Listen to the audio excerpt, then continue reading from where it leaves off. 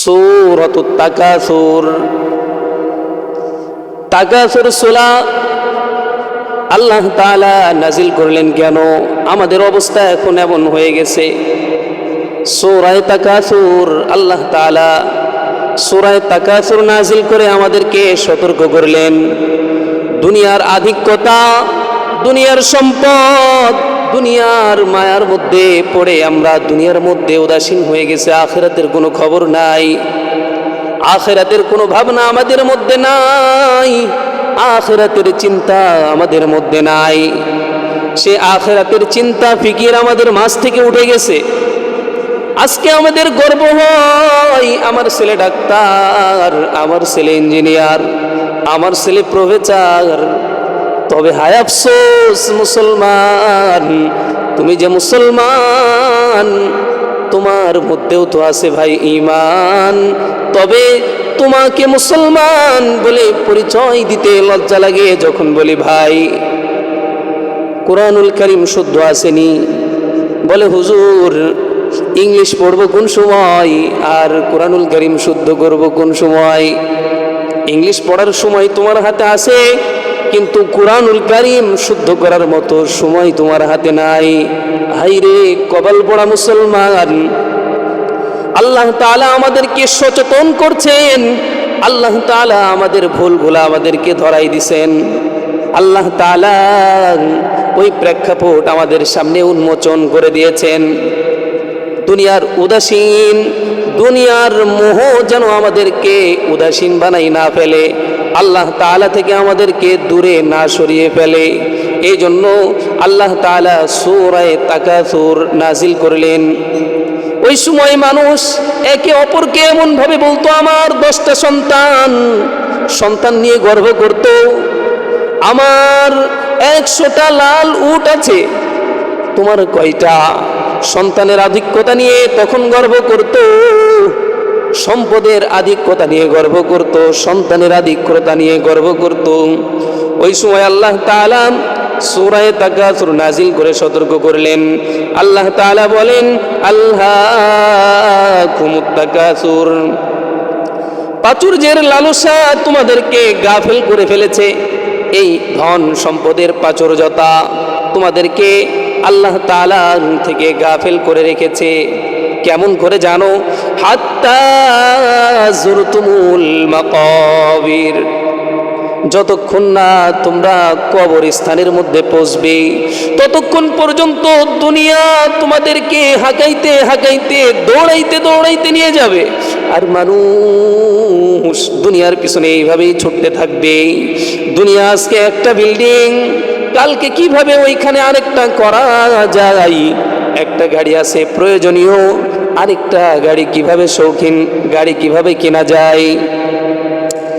একটা ফ্ল্যাট কেনা আছে, আরেকটা ফ্ল্যাট কিভাবে কেনা যায়। এই সমস্ত চিন্তায় মেতে আছে মানুষ।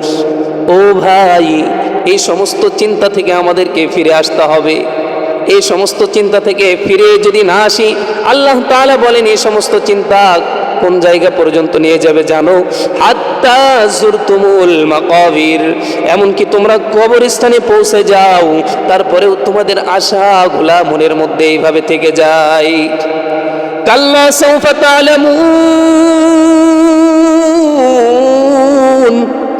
এরপরে আল্লাহ তাআলা বলেন এটা কখনো উচিত নয়। কাল্লা, এটা কখনো উচিত নয়।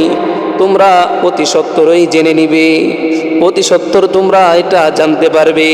সুম্মা, অতঃপর কাল্লা, এটা কখনোই উচিত নয়। সাউফা তা'লামুন, তোমরা অচিরেই এই বিষয়টা জানবে।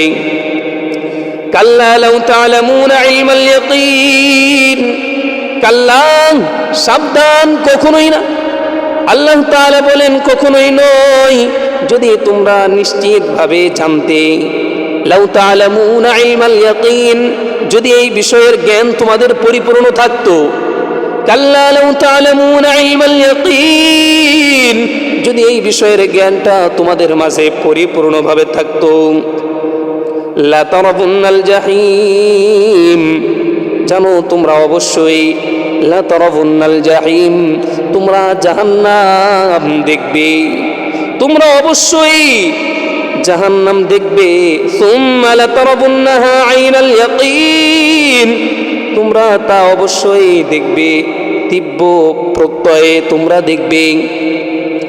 লাতারাবুন্নাহা আইনাল ইয়াকিন, স্বচক্ষে তোমরা তা দেখবে।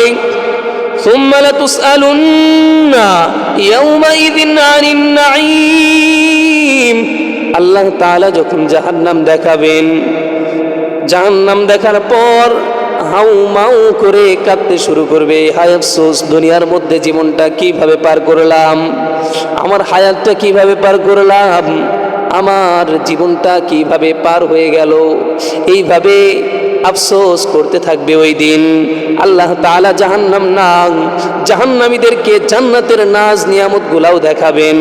ওই সময় জান্নাতের নাজ নিয়ামত দেখে আরো আফসোস করতে থাকবে, আল্লাহ যদি আমার জীবনটা দিনের জন্য কোরবানি করতে পারতাম, আমার জীবনটা যদি দিনের জন্য বিলিয়ে দিতে পারতাম, তাহলে আমার মতো আজকে সৌভাগ্যবান কেউ ছিল না।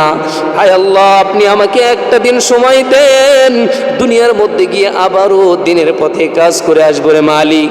ওই দিন কি আর সময় আছে নাকি?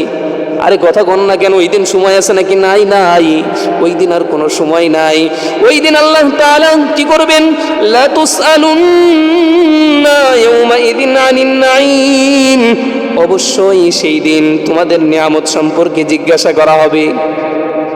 আল্লাহ তাআলা বলবে, বান্দা অনেক যত্ন করে তোরে বানাইছিলাম, ও বান্দা নিজ হাতে আমি আল্লাহ তাআলা তোরে চয়ন করে বানিয়েছি, তোরে পশু বানাই নাই, তোরে গরুর ঘরে জন্ম দেই নাই, ছাগলের ঘরে জন্ম দেই নাই। আমি আল্লাহ তাআলা বড় মায়া করে মোহাব্বত করে আমার প্রিয় বান্দা হিসেবে তোরে বানাইছিলাম। ও বান্দা, আজকে আমাকে ভুলে দুনিয়ার কোন জিনিস তোমাকে আমার থেকে গাফেল করে ফেললো রে বান্দা? আজকে দুনিয়ার কোন নিয়ামত, দুনিয়ার কোন বিষয় তোকে আজকে আমার থেকে গাফেল করে ফেললো? ওই দিন আল্লাহ তাআলা সমস্ত নিয়ামত রাজির প্রশ্ন করবেন, ওই দিন জিজ্ঞাসা করবেন, ও বান্দা তোরে যৌবন দিয়েছিলাম, যৌবন কোন কাজে ব্যয় করছো? ও বান্দা তোকে প্রাচুর্যতা দান করেছিলাম, দুনিয়ার মধ্যে ধনাঢ্য ব্যক্তি হিসেবে তোকে চয়ন করেছিলাম, ধন দিয়ে তোকে পরীক্ষা করতে চেয়েছি, ধন কোন কাজে ব্যয় করছস? আল্লাহ তাআলা এইভাবে বলতে থাকবেন। ওই দিন আল্লাহ তাআলা বলবেন, তোকে সুঠাম দেহের অধিকারী যুবক বানিয়েছিলাম, এই যৌবনকে কোন কাজে ব্যয় করেছ? আমি আল্লাহ তাআলা অনেক নিয়ামত রাজি তোকে দিয়েছিলাম, তোরই আপন ভাই আমি আল্লাহ তাআলা পরীক্ষা হিসেবে তাকে মেডিকেলের বেডের মধ্যে শোয়াইছিলাম, তবে আমি আল্লাহ তাআলা তোকে মায়া করে সুস্থতার জিন্দেগি দান করেছিলাম, তোর সুস্থতার জিন্দেগি কোন জায়গায় ব্যয় করছস? আল্লাহ তাআলা যখন এইভাবে প্রশ্ন করতে থাকবেন, ওই দিন প্রশ্নের উত্তর দেওয়ার মতো ক্ষমতা আমাদের কারো হবে না।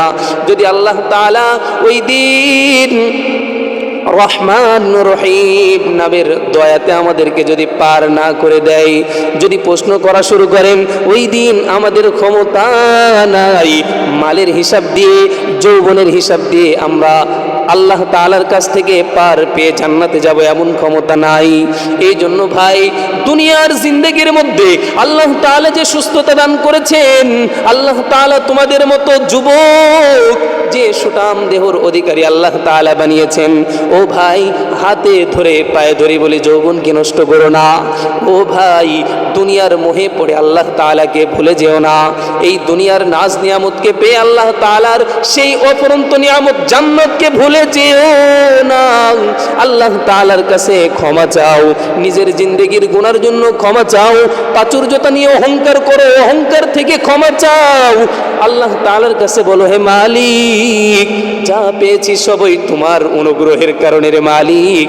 ও মালিক, দুনিয়ার মোহে পড়ে কিছুদিনের জন্য তোমাকে ভুলে গিয়েছিলাম। ও মালিক, তওবা করি মালিক, আর কোনোদিন তোমার রাস্তা থেকে ফিরে যাব না। ও মালিক, তোমার রাস্তা থেকে আর কখনো রাস্তায় হব না। ও মালিক, যৌবনকে তোমার রাস্তায় ব্যয় করব। ও মালিক, সম্পদকে তোমার রাস্তায় ব্যয় করব। ও মালিক, পরিবারের মধ্যে যে সন্তান, এই সন্তানকে দ্বীনি শিক্ষায় শিক্ষিত করব। এমন নিয়ত করার মতো যদি হিম্মত হয়, আল্লাহ তাআলাকে হাত উঁচু করে দেখান। আল্লাহ তাআলা আমাদের সবাইকে কবুল করে নেন। আল্লাহ তাআলা সুখের জিন্দেগি দান করেন। আল্লাহ তাআলা প্রত্যেকের পরিবারের মধ্যে রহমত বর্ষণ করুন। সকলে বলে আমিন।